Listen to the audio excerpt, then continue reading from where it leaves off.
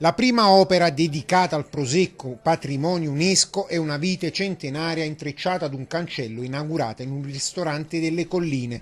La scultura rappresenta il lavoro dell'uomo che si può e si deve aprire ad un futuro radioso.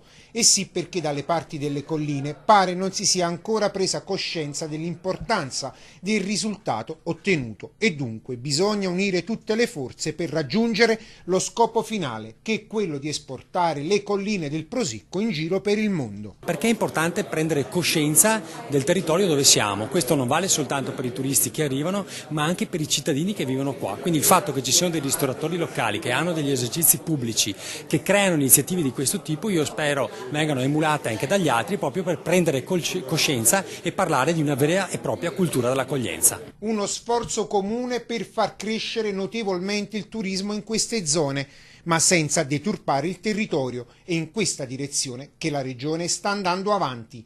Niente più cemento, ma migliorare quello che già c'è. Abbiamo appena approvato una legge in Consiglio regionale che permette di recuperare tutte quelle casette che sono presenti nelle colline, nelle nostre colline del Prosecco, per poter permettere ai turisti di dormirci dentro. Quindi chi ha questa casetta, questo annesso rustico, lo trasforma in accoglienza turistica e quindi diamo la possibilità a tutti i turisti di vivere all'interno di questo splendido patrimonio. La Regione chiederà anche l'intervento del Governo attraverso i fondi CIPE e anche con l'approvazione la settimana scorsa della legge delega sul turismo.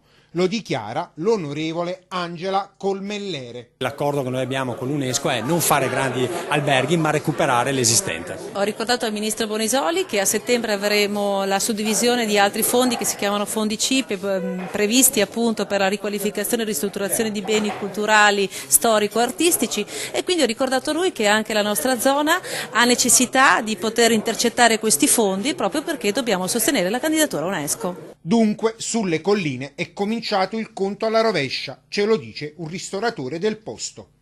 Io parlo forse a nome di tutti i ristoratori, dico che noi siamo pronti, Luca, stiamo collaborando e non costruiremo cattedrali nel deserto come hai chiesto tu.